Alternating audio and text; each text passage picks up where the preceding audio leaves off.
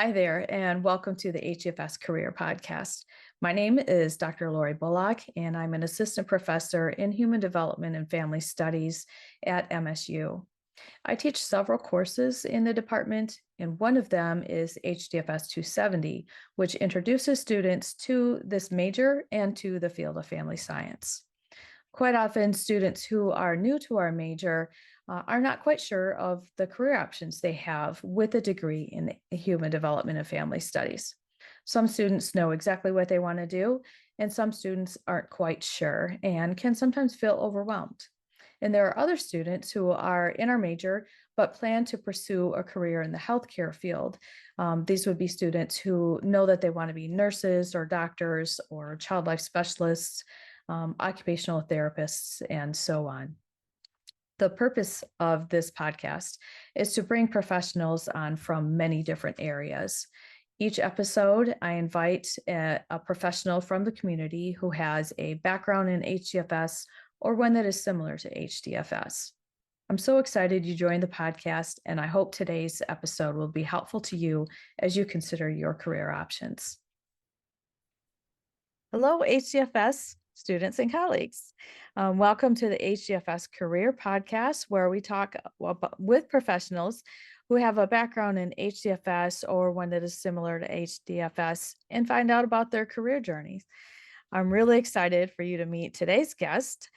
His name is Keire Estelle, and he has experience as a child welfare professional and is currently pursuing a master's in public health degree from Grand Valley State University. So let me tell you a little bit more about Keire. He is a 2018 graduate of Michigan State University with a Bachelor of Science in Human Development and Family Studies.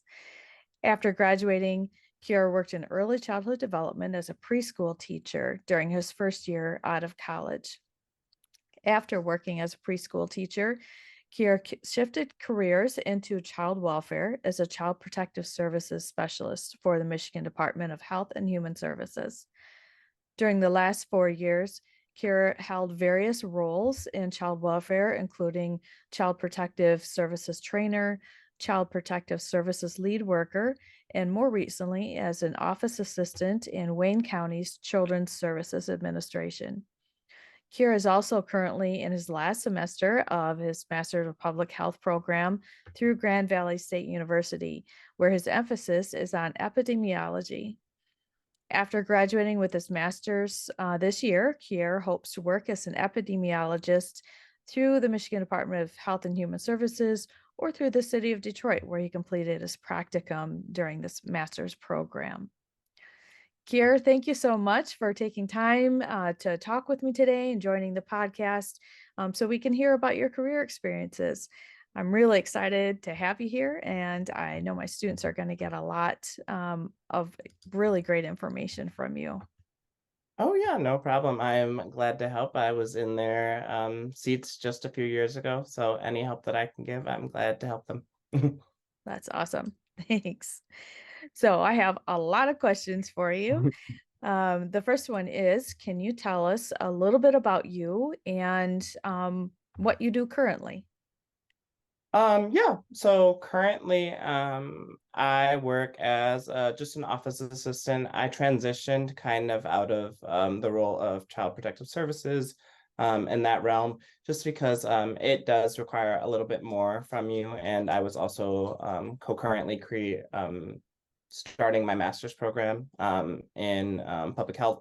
So I just wanted a job that was a little bit easier. I still work in child welfare. I still work with child protective services workers. I still work with foster care workers, but I work more on the back end, just as far as helping them do their day-to-day job, whether it's running checks for them through our system or whether it's putting away their records through the state of Michigan, just so that everything is organized and everything like that. I just try and make their job a little easier. Yeah, that's awesome. And I would think that that helped create somewhat of a balance for you, like you said, as you were pursuing your master's degree, so you could focus more on your school. Yes, my master's degree, I'm not going part-time, I'm going full-time. Yeah. So It definitely is a balancing act between doing 3 classes a semester and also working full time. So it's basically like I'm working about 60 hours a week rather than 40. Wow, yeah, that is a lot. Yes. That's great. So, as we mentioned before, your current role, you were working in child protective services or in that area, and you served a lot of roles. Yes. Um, can we first start out with the child protective services worker? That is that like the entry level position? Yes. Yeah, Okay. so you start out as that when you do apply, you can either go 2 ways normally. They either have you go to foster care where you're a foster care worker or you go to child protective services. It depends on kind of the need of the agency at that time. I just happened to fall into child protective services. At first I didn't know if I would like it, just because I was like more at that time. I was a preschool teacher, so I was like foster care would be great. But I think the day-to-day of a child protective services worker is very interesting. Sometimes it's a little stressful, but you never do the same thing twice in one day. And it's interesting if because you kind of have the job of kind of piecing everything together, especially you get complaints, you don't know if they're true or not. And it's your job to go out into the community, kind of speak with the children, determine what is true, what's not, speak with the parents, and then from there decide what your next steps are, whether it's putting in community services, whether the allegations are false and nothing is necessarily needed, or if it rises to the occasion where you do have to seek court intervention and other things like that. Okay. So a lot of different variables involved, Yes, and for it sure. can go one way or another. Yeah. All right. It sounds like there's no typical day, as you said. Same day, you might do Yeah, several there's different things. not, you never know what you're really going to get in any given day. And then also sometimes of the year are heavier than others. Sometimes you get 1 or 2 complaints a week. Sometimes you get 1 or 2 complaints a day. So it just depends on kind of what the need and how cases are coming in. Also, different counties are different. I work in Wayne County, which is a high volume county. We are the only county in the state of Michigan that has more than one child welfare office. Um, and we have 3. So that just kind of gives you kind of the amount of cases and complaints that we get per day and per week and per month. Yeah, that makes sense because the population in that area is Yeah, much bigger and more dense than yeah, in other areas. for sure. Yeah, great. And so do you have a caseload as a um, child Yeah. protective services? So through the state of Michigan, MDHHS, you are supposed to be in compliance. The max amount of cases that you should have is 12. It's just a ratio, and 12 is on the higher end. You don't always have 12 cases. I usually, during the time that I was working, ranged between like 8 to 10. And 10 was like on the heavier side, but there are times when I'm lower and stuff like that. So it really just depends on kind of um the current number of complaints that are coming in at any given time and who's off. Because obviously if you're not working, other people are getting your complaints and stuff like that. So yeah. That's really great information about, the caseloads and, just kind of it depends, but knowing that there's a limit because I have heard from previous students who are in child protective services that, it's important to keep the caseloads, try to keep them not much more than that maximum volume because it is a lot involved. Yeah, it's definitely tricky because some cases require more than others. Some cases don't really require much work, just because the allegations aren't necessarily true. Because some cases they're called denials. It just means that the allegations aren't necessarily true, and that we offer services to parents and stuff like that.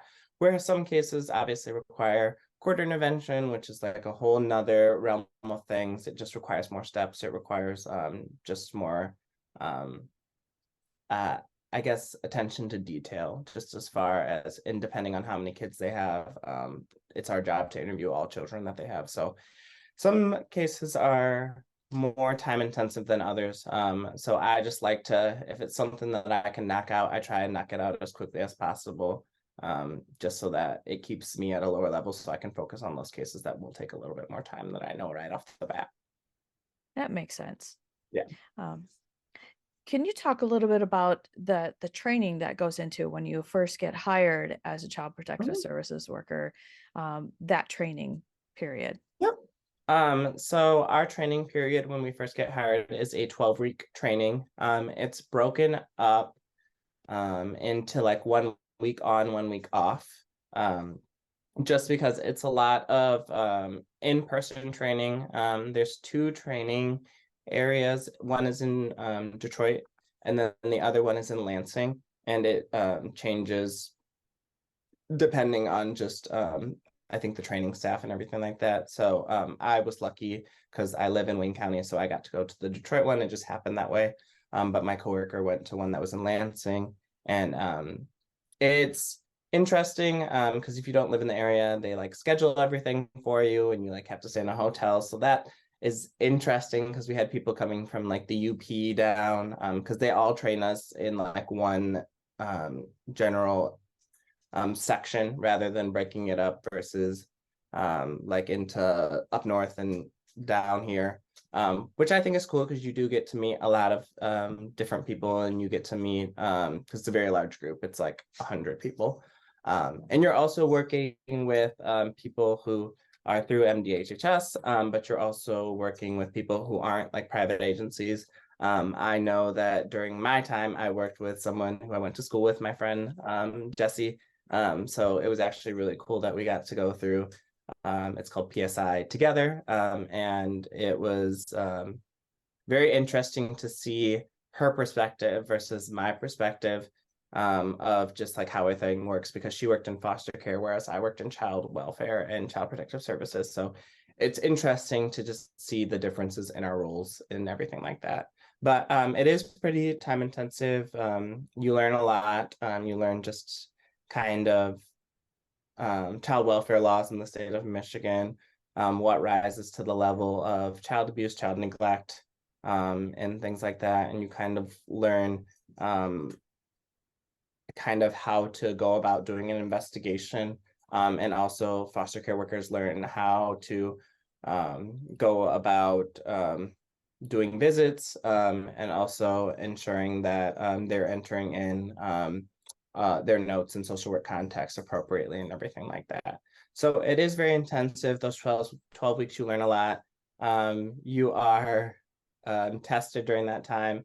Almost everyone passes the test, so it's not really that crazy because you are taught very well and they really emphasize the things that you do need to know and everything like that. So I would say I really had a good time during that 12 weeks. It was also a great kind of intro into um, your career as a child welfare worker because towards the end you start to get cases, just like small cases. It's not anything like crazy. Usually your team decides like what kind of cases you're going to get, so it's not anything that's going to take away from your learning experience. But it's really cool because you get to go back and speak with the trainers and kind of get their advice on like what they would do and everything like that. So I think that that is also a very cool experience because it's like you're learning, but also at the same time you're seeing it in real life and you have someone going out with you who is like more senior.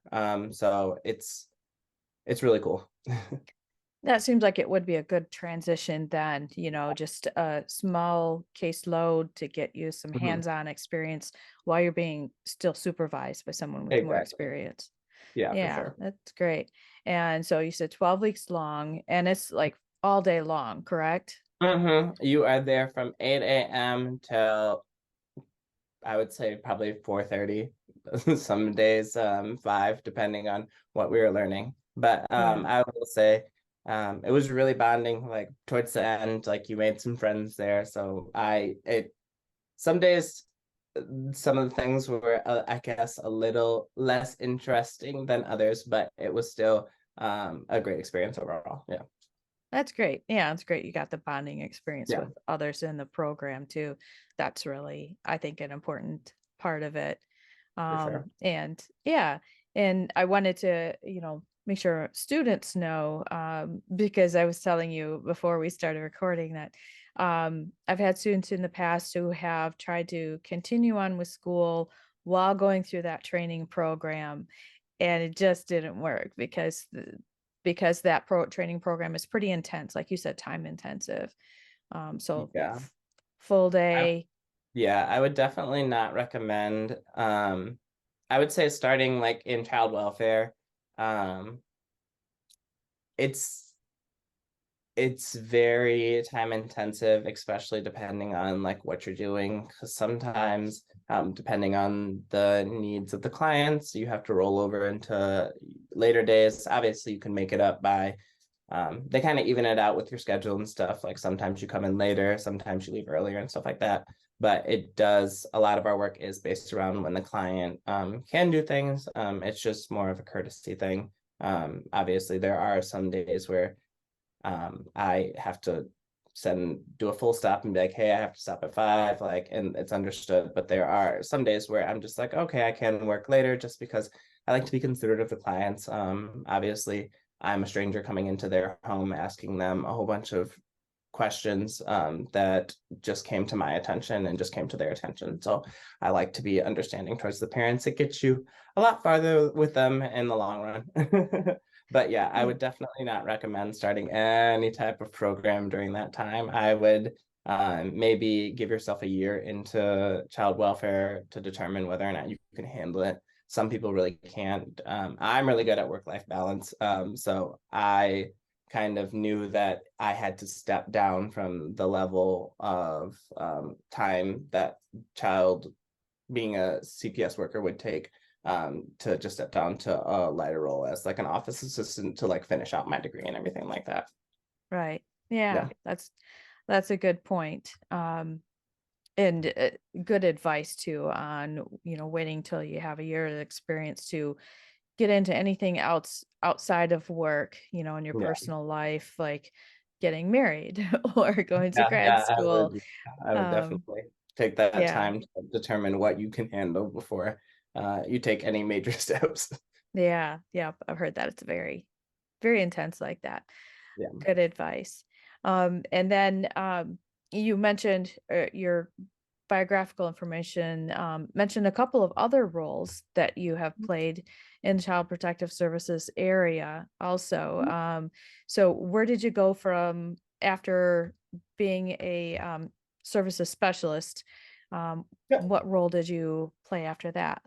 Then I went to being a trainer. I was given usually I would say probably every like 3 to 6 months you get like a new group of workers, whether they be foster care workers or CPS workers, and they are paired with a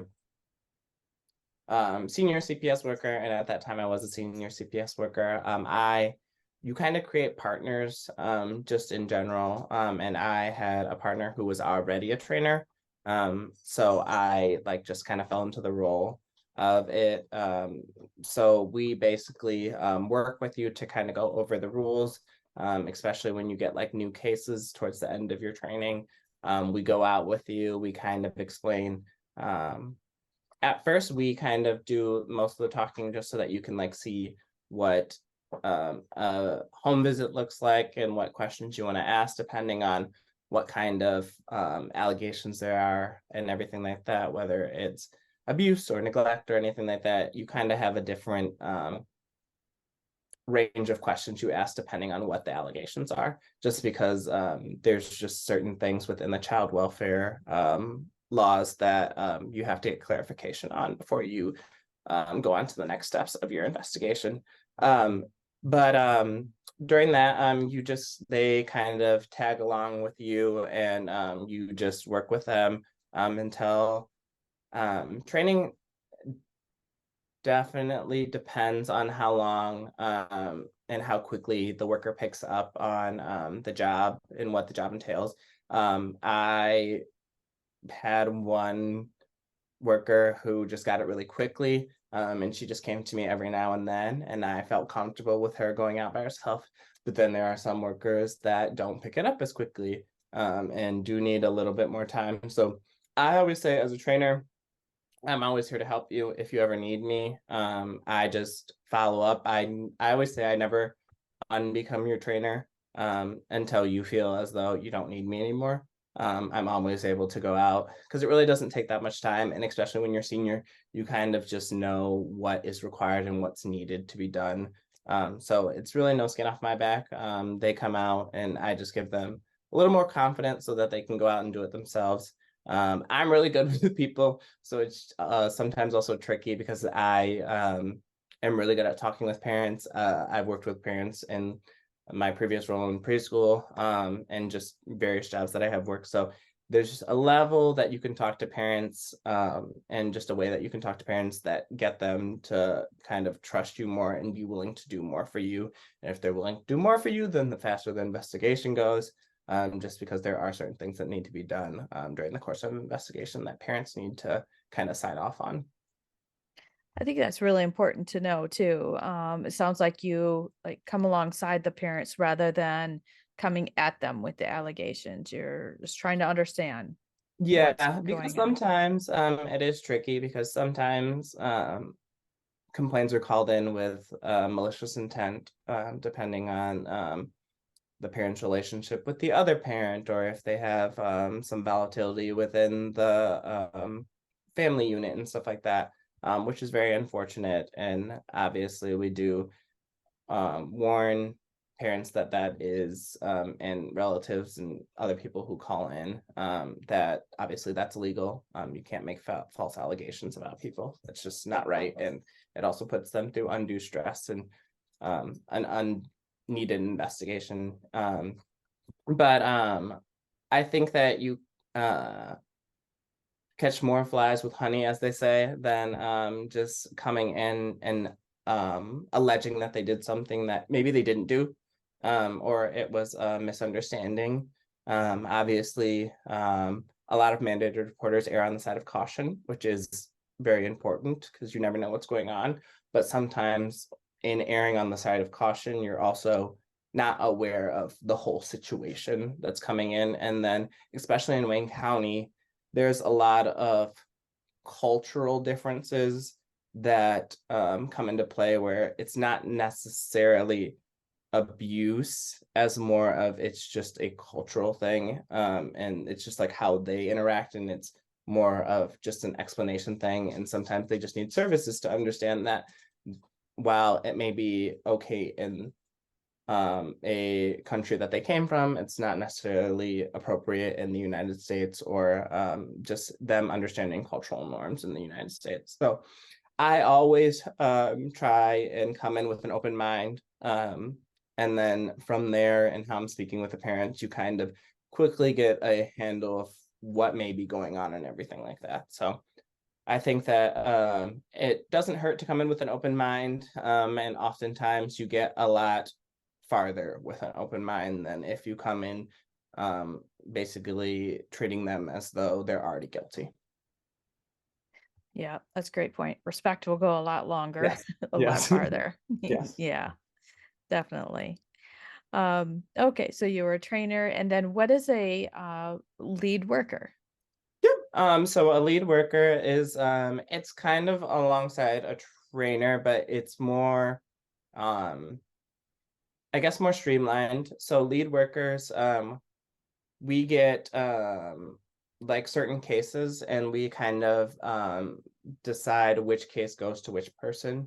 So and then we walk them through like the beginning steps of what that investigation looks like, what questions you should be asking, what you should be looking for in a home and everything like that. So it's basically determining where like some of their strengths are, and especially new workers, and also helping experienced workers if they're feeling overwhelmed. because new workers in the beginning don't have a higher caseload. So if they need something, if experienced workers need something done, because they have higher caseloads, we can advise some of the new workers to help out with some of their things, whether it's making calls, whether it's running background checks, whether it's doing certain visitations that they need, just because the more senior workers are stretched to the max, just as far as their caseloads and just how much they can do within a day. Or if they have something that's due that day and they really can't leave their computer because they need to finish it up, just for because the course of our investigations are around 30 days, depending on kind of what goes on during the case. They can be extended due to extenuating circumstances and stuff like that. But we try and make a decision within that 30 days. But obviously things come up and stuff like that. But the lead worker is basically just responsible for kind of dividing up the work so that the whole office is able to function. And there's some cases that some workers are better at than others, and I can also link them up. So if there's maybe like a child abuse, some people I know are really good at that, and they can get those allegations figured out really fast. So I link those experienced workers up with the newer workers, and then some are really good at allegations of, say, maybe like sexual abuse and stuff, and they know kind of the rundown and the questions that need to be asked, just because we want to make sure that the new workers are feeling confident in what they're doing, and also that they're asking the right questions and the experienced workers are able to help them. And it's also kind of like a bonding thing. The lead workers are supposed to link more experienced workers with the newer workers that aren't necessarily they aren't necessarily working with one of the trainers already or something like that, or they need a little specialized assistance in that. So it's basically like everything comes to me and I kind of decide what goes on. There's two of them per office, so it's we kind of work together to kind of figure out what cases go where and stuff like that. And some of our supervisors come to us, and they, especially if they have concerns about some of the new workers and how they're feeling about a case or something like that, and we can appropriately assign them the help that they need and everything like that, so that they can get that case done. All right, great. Thank you for explaining all of that. No That's problem. really helpful to see kind of the whole picture of Yeah, how that works. yeah. Yeah. My last question is, is there like a high turnover rate of specialists, or is it that they just kind of move up fairly quickly in offices? So it depends. This job is very, I would say, time intensive, and just to due to the work that we do, you do see some things that are kind of emotionally draining, especially if you're seeing it every single day. If you're seeing child abuse every single day, it's not a fun thing to see. It's an important job to do, but for some who are maybe not prepared to do that work, or mentally equipped, or don't have maybe necessarily the coping skills, I am pretty good at separating myself from my work. I understand that the work that I do is important, but I create that kind of mental distance between what I do at work and who I am as a person. It just it kind of makes it easier for you to work. It's not that I don't care, but I also understand that at the same time, I can only do so much in a day. Child welfare is a never-ending job. Something is always happening. So I think that there is in some counties a high turnover rate, and right now it's especially high just because a lot of people don't necessarily want to do this job. And the state of Michigan is kind of working on a few approaches to incentivize people to do the work and everything like that, which includes they're in the talks of possibly raising how much you get paid to incentivize people and everything like that. But a lot of people do move up. I know quite a few people that when I started 4 years ago that are now supervisors. Some of them are like section managers, which is the one thing above supervisors. And then some of them are much higher up in positions and stuff like that. But it is easy. There is a lot of room for movement. I know I have moved around, whether it's laterally or up within the state of Michigan. There's also quite a lot of jobs in the state of Michigan in child welfare. So I know people who have had various jobs. My previous supervisor has worked in adult protective services. And she's worked in as a CPS worker. She's worked as a foster care worker. She's worked as a foster care supervisor, a CPS supervisor. So I think that depending on what you want to do, it's really up to you. Upper management always likes to see that people are interested. We through the state of Michigan, especially if it's like in our county or if it's in like a surrounding county, we always get like updates on jobs that are opening and stuff like that so that we can apply and everything like that. I think that's part of our union agreement and everything like that. But it's very easy to apply, and if you have the experience and if you're willing to put in the work, it's very easy to move up in the state of Michigan. All right, so good. Yeah, I heard a lot of really good information there. Like for one Mhm. thing, self-care sounds like is Mhm. important. And as you mentioned, being able to separate a little bit work life from home life. Yeah. And that is a form of self-care and, anything else that somebody needs to do for that. And Yeah. hopefully they talk about that in the training. Oh yeah, they Um, definitely do. And we do have specialized resources, trauma counselors and stuff like that. If you see something that you feel kind of uneasy about, and they're free of charge through the state of Michigan. So there is a lot of resources, and we do talk about it all the time. We have to go to trainings about our well-being and everything like that that are mandated. So they do talk about the resources that we have, and they are working on more resources.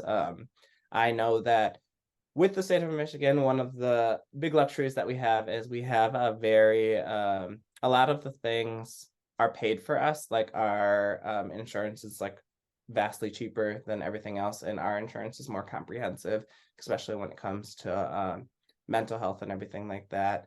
So they make it easier for you to access those things, need them, and everything like that. That's great. That's great. Yeah. And then you talked about how it sounds like if somebody doesn't feel like once they've in the training and get some experience that if Mhm. that's not a good fit for them, there's movement within the state. Sounds like Yeah. that can Yeah. happen. Maybe just allow yourself to gain some experience first and Yeah. then yeah, because you've sounds like moved up and around within a Yeah. short amount of time, only For four sure. short years. Yeah. So yeah, that's great. Hmm. Great to hear. Now, if it's okay, we'll kind of switch gears to Hmm. your master's program. Oh yeah. You've decided to pursue the master's in public health, Hmm. focusing on epidemiology. Hmm. So, can you tell me what made you decide to do that? So as you stated, I have a Bachelor's of Science. So that is one of the very interesting things that I did learn that you could do in HDFS, which I think is also very unique because I know that with a lot of social sciences degrees, it's mostly Bachelor's of Arts. But when I was talking to my advisor, I was originally in the nursing program, and I decided that just was not for me. Not that I don't value nurses, and I'm sure that a lot of HDFS people do go on to become nurses. I do know them very well. But once I learned that I could take a lot of my science credits and move them over to this degree, I thought it was better for me just because I do love HDFS and just our approach to everything and just how much I learned about the family unit. I think it really helped me, especially in child welfare, just because of how much you realize the family unit plays a role in child welfare even because obviously something's going wrong in the home unit, then it kind of goes into other roles. You see children not performing well in school, and then it becomes quite a few things. So I do think that I always had the interest in more science-based stuff. So I think that public health is like a perfect in between. I get to do the more science stuff because epidemiology is very data driven. I do more than my fair share of data stuff. It would blow your mind how much data we work with, and it does blow mine sometimes. But it is very, I think it's a great balance because there's also a proponent to public health where our goal is to make sure that we're preventing illness and stuff like that. The other part of my program is health advocacy. Oh, yeah. So it's two parts because we do learn about stuff like that. We focus more on like data driven stuff, but we do learn about like interventions and stuff like that. And even during my internship, I created I Sure. created a needs assessment. That's what it was. Just to go over kind of the needs of the Detroit Public Health Department's STI and HIV prevention program. Just to go over kind of the current zones within Detroit. They're divided into 7 zones based on zip code. That's just how Detroit splits things up. And just kind of going over the demographics, the people that live there, what we offer within each zip code, and kind of some key takeaways from that. So I think that HDFS kind of fits in because HDFS is all about helping the family to create success, which is basically what we try and do. We try and advocate for our community and the resources that they need so that they can have better health outcomes. Right. So it sounds like you're kind of working at a macro level and hopeful, possibly systems change or Mm-hmm. improvement of Yeah. systems. Like you said, Yeah. to help one component can help advocate for the family. You sounds like you really have a passion for gathering the data and looking at the numbers behind the different issues. Exactly. It also Awesome. helps with especially us getting grants and stuff for those advocacy programs. We do a lot of the data stuff so that it's one thing to say it, but to see it is interesting. It adds a little bit of more realness and it gives kind of more detail to the clientele that we're showing, especially when we're showing shareholders who are funding this and who are giving us this money to spend it on certain programs. Yeah, yeah.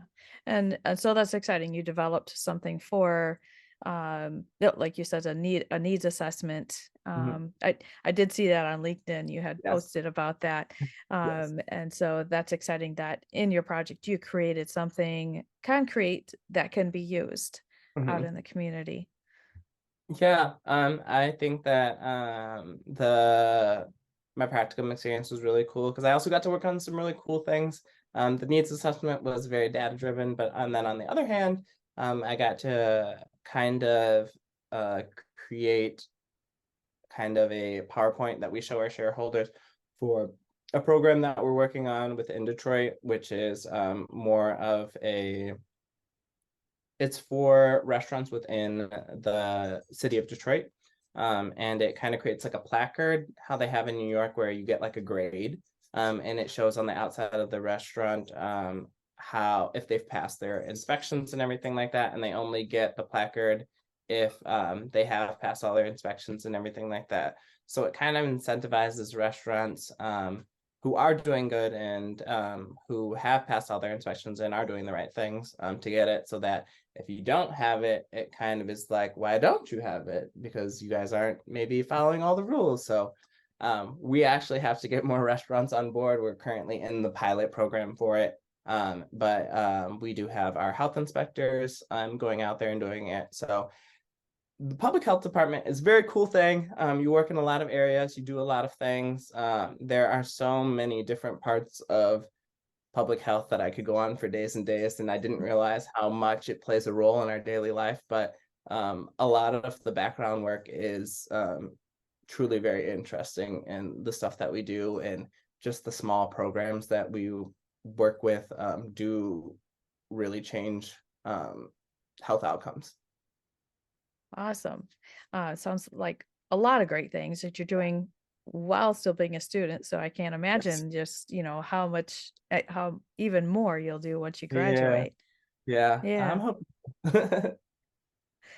Yeah. So how long is that program then? Is that like 2 years? Or For full-time students, it is 2 years. It is about 3 classes a semester, and per class you're supposed to spend like 8 to 9 hours per class. And then the trickiest thing was my practicum, just because it required me to do 200 hours in a semester, which yeah. I went over just because I really did like my practicum, and I'm still working with them. So it's really cool that I get to continue next semester with them, which is a great outcome, and that's what I hope for. But it is very time intensive too.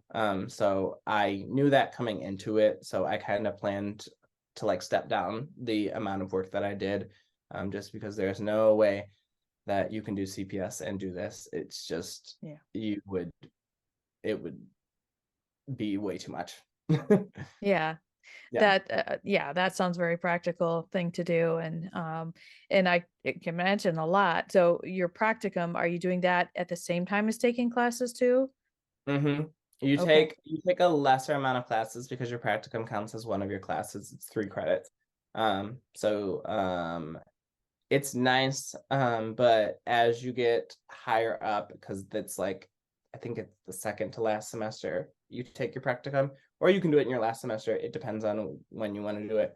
But it requires a lot because you also have to start thinking about, I'm doing my thesis project now, and I submitted my thesis to the institutional review board and got it approved. So that's very exciting, but it took a lot, and it was a lot of editing, and it was a lot of work. But I'm very excited because I'm working with the people that I worked at the health department to do it in about Detroit. So it's very cool and it's very unique, and I get to show it to my uh, practicum supervisor when it's all done, and we get to present it. So I'm super excited about that part. That is exciting. And Yeah. I love that it's you're able to apply what you're learning and doing automatically to something that you're involved with. And so that just kind of helps instead of having it separate on top, it just is involved with some of the stuff that you're already doing and kind of Yeah, helps towards that. for sure. That's awesome. So you've gotten your proposal done and then you'll Mhm. collect data this semester and Mhm. write that all up. Yep. I'm working with MDHS right now, which is very interesting because it's interesting seeing working at MDHS and also working with MDHS, because it's like I know what goes into it, and it's very cool because it's like they can see that I work there. So it's like there's benefits to working with the state of Michigan and doing that because they kind of fast track things for you. So it's kind of nice. That is nice. That is Yeah. nice. Yeah. Um, is that program at Grand Valley online then? Because if you're working in Wayne State, Mhm. Yeah. okay. Yeah. So it is a hybrid program. Oh, There's 2 roles. I think this is their 6th cohort that's hybrid. But there also are traditional students. There are about 10 for each program, so there's 40 of us total. Um, And for the first like year, we mix with the other hybrid students who are doing health advocacy, just because they're kind of the base public health courses. We learn about a lot of different things. But towards the um, last 2 semesters, we do separate just because we do specialize in certain things, and we don't take the classes that they do because they do things like writing grants. While it would be very cool to write grants, we don't do that. We can, but it is just a very different world. we bring the data and they write the grant, so it's us working together. So, but it is very interesting because it's kind of like when you get into your higher level HCFS courses, because you get to be closer with them. Like I've made friends within my program and also friends within the health advocacy program who I still speak to, even though we don't always see each other. But it's very cool. And then we meet with all of our professors once a semester. I have to go up to Grand Rapids, and we spend all day with all of our professors. It starts at 8 a.m. and we go until 4 or 5. But we do have like full in-person classes just so we can touch base on things. And sometimes during those classes, we do community service projects, and there's volunteer opportunities. I've probably spent more time in Grand Rapids these last 2 years than I have ever in my life, which is cool. Grand Rapids is a very cool place. But I do like the flexibility of it, and also just the ability to fully still work, but also still be doing my graduate degree full time. So Yeah, that does sound make it sound very practical and doable to do while Mhm. working full time. But yet I love that every once in a while you need to go there and touch base Mhm. personally, and it Yeah, helps develop those relationships. And for sure. And I know that at Michigan State, because that was one of the schools that I'm looking to, theirs is fully online. So they don't have an in-person class, to my knowledge. But a lot of our programs are geared towards people who are still working and everything like that. Because I know a lot of people, even in my program, are working full time and stuff like that. And we have to meet like later in the afternoon or even in the evening, which is fine with me. But it is nice to have a general understanding that people who are hybrid are still working and they kind of understand that like we can't meet during the middle of the day because I'm in a meeting or something like that and they're in a meeting. But it is nice to just have that general understanding of that we're all kind of doing work while also still doing our graduate degree. So that's kind of a general camaraderie. yeah, that is awesome. That's great to know. Mhm. I was just kind of looking at my questions, make sure I didn't miss anything. You've given such great information about this program and everything you've done for it. Um, so when you're done, is there any kind of licensing or certification you have to do also after you graduate? Yes. So there is a test that we can take because our school is certified. Not all schools are. I don't necessarily suggest not going to one that isn't. Most schools are, but ours is certified. We have core competencies that we have to hit during the course of our program, and we can take a certification class to be basically a certified public health official. I think it's called the CEPH, certified educator in public health. So we can take that, and that gives us a certification. During the course of our program, now we do get a lot of certifications, especially in we have to do certain certifications so that we can even start the process of the IRB, just because there's a lot of ethical concerns that go around along with human testing and stuff like that. And that's why we have to go through the IRB so that we can make sure that everything that we're doing is ethical and appropriate for our testing subjects so that we're never putting anyone, especially people who are more vulnerable, at risk for manipulation or exploitation. But yeah, you also do get certifications. I'm taking a certification for the program that we use for data. It's called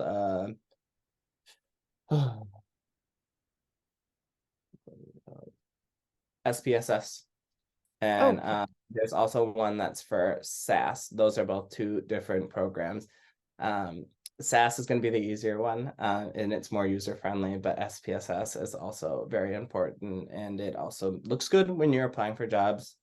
Just because I know even in my program, they use SAS, and in my internship they use SAS. So I've been able to use that skill and transfer it over to my internship. Okay, great. Yeah. Yeah, so it sounds like you've gained some certifications. I did see that on your LinkedIn profile Mhm. also. Yeah. Um, and then there's a certification you take. Is it after you graduate? Yeah, you Um, have to fully have all of the core competencies, which you gain at the end of our class. And you also, I believe you also have to fully have your degree. okay.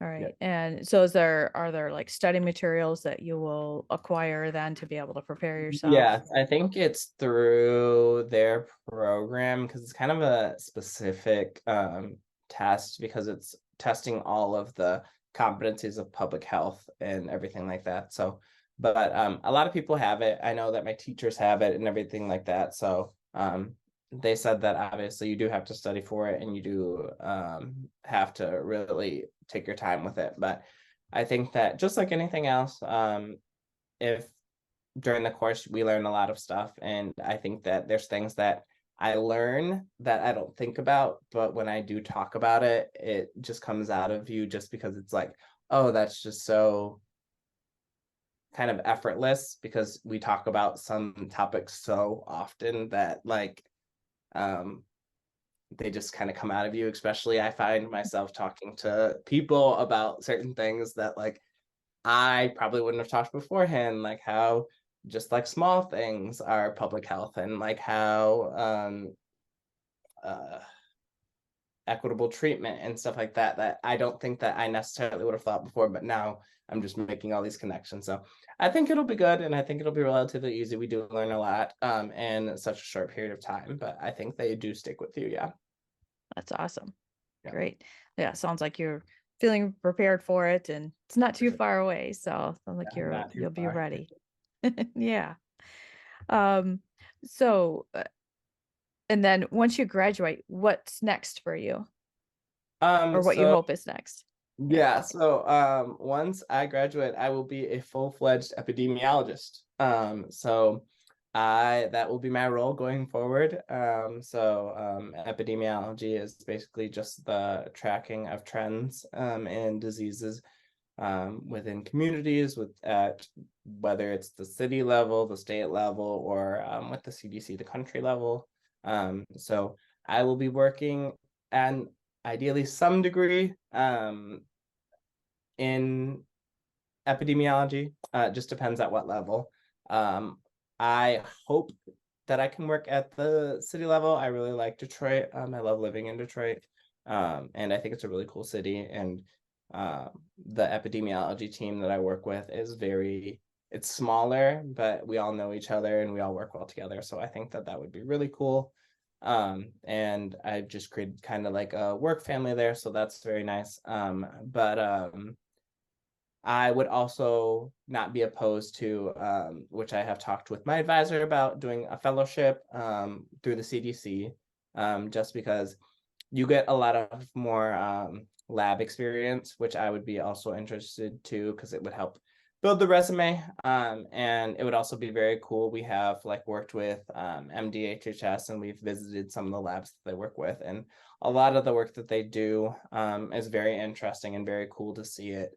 Whether one of the big topics right now, which a lot of people are talking about with the uptick in COVID, is wastewater monitoring, especially for COVID. And they do that in Kent County. And they also do that and they report to MDHHS. So I think that that's like really cool that you're in real time seeing kind of the variants that are coming up and tracking them so that you can kind of give recommendations to the state of Michigan and also the CDC in turn. That's amazing. Yeah. Yeah. So it sounds like um you've got some exciting things ahead of you and a few different options or Yeah. routes that you can take with that. So that's great. And it sounds like you are hoping for more local level, but might get, like you said, a fellowship with CDC and Yeah, get some experiences that way. So for really sure. well-rounded experiences. that you Yeah. have really put together for yourself. So that's great. Really interesting career path that you've had. Yeah, it is definitely very interesting, and public health is especially within the next few years is expected to grow. It's a growing field, and not enough people are doing it, unfortunately, especially with chronic diseases. They're only going to be more needed, just because obviously the goal is prevention, but obviously if prevention isn't an option, we like to have other options. So that's basically what we do. We bring the data so that we can create solutions. That's great. So I just have a couple of questions left. For the first one is knowing what you know now, what do you wish you had known earlier in your college career? Um, Knowing what I know now, um, I would probably say make sure that you're taking your classes seriously. Just in the fact that you never know what knowledge you'll need in the future. You never know kind of what next career choice you'll make. So I think that while it is very tempting to have fun in college, and I had more than enough, I promise you, it is also very important to make sure that you're actually paying attention in class, getting good grades, and everything like that. Because I know that a lot of people, even within mine, I know people within our graduating class that have taken the next level into a graduate program. I know my friend Molly is a lawyer now. She was HDFS. I know that my friend Jessie is in her social work program. And I know quite a few other people that have gone into various careers who are through HDFS. So I think that just making sure that you are doing good, following up with everything. You do need good grades for grad school, so I would highly recommend making sure that you're following up with everything, and also make relationships with your teacher. I know that with you, I helped with certain things to help, and I know with Dr. Well, she's no longer with you guys, I think Toby, but she oh yeah, I helped proctor exams for her, and we have a great relationship and stuff like that. So I think that just making that connection is huge. That's awesome. Yeah, Yeah. she's with Extension most of the time, but she Mhm. still does teach one or two classes every once in a while, Oh, good. the in the financial literacy. Yes, So yes, yes. yeah, yeah. So that's great. And it sounds like you've kept pretty close contact with some of your peers too from Oh, for HDFS. sure. Yeah. Yeah, that's awesome. All right. So my last question then is it okay if students contact you if they have any questions? Oh yeah, no problem at all. I am more than happy to answer any questions that they have. I think any knowledge that I'm able to give, I'm more than happy to give, and any help that I can give, I'm more than happy to give from one HDFS student to another. That's awesome. Thank you. I'll put your Gmail address in the episode description um, then this is great. So, well, thank you so much for taking time and talking with me today. You provided such great information, and it's really great, to see former students, how much they grow and what they do in the time after graduation. And you have really done a lot of interesting and great things in the 4 years since graduating. Well, thank you. I appreciate it. It's been a very interesting 4 years. Great. Thank you for listening in on today's episode of the HFS Career Podcast. I hope you enjoyed meeting Keire Estelle and learning about his really exciting journey through Child Protective Services and then now through his Master's in Public Health degree program with this focus and his love for epidemiology. As we discussed at the end of the episode, you can find Kier's contact information in the episode description. He would be more than happy to answer any questions that you might have about his work experiences, his career, about epidemiology, any of that. He's happy to share information. please join me again soon for interviews with other professionals to learn more about the many options that you have available to you with your degree in HCFS. I hope you enjoy the rest of your day.